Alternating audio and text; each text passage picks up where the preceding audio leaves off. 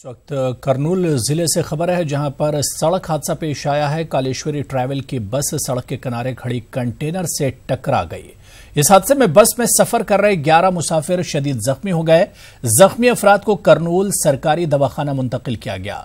मुसाफिरीन का कहना है कि बस ड्राइवर की लापरवाही के सबब यह हादसा पेश आया है। पुलिस ने केस दर्ज करते हुए तहकीकात का आगाज किया है।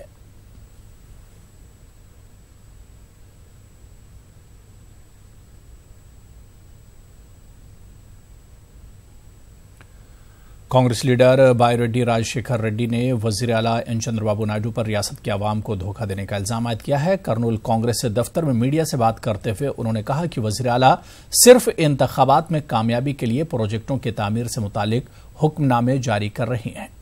हुक्मनामा जारी करने से कुछ नहीं होगा, जमीनी सतह पर भी इसका रद्द अमल नजर आना चाहिए। वाज़ेह है कि एक दिन कबल ही वजीर आला एन चंद्रबाबू नायडू ने करनूल के गुंडा रिवला प्रोजेक्ट को मंजूरी दे दी है।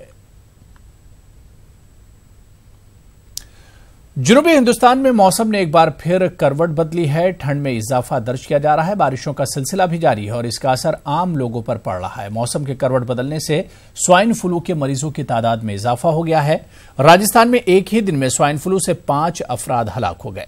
रियासत में स्वाइन फ्लू के मरीजों की तादाद में इजाफे से महकमे सेहत की परेशानियों में इजाफा हो गया है। राजस्थान में अब तक 4,274 पॉजिटिव केसेस पाए गए हैं।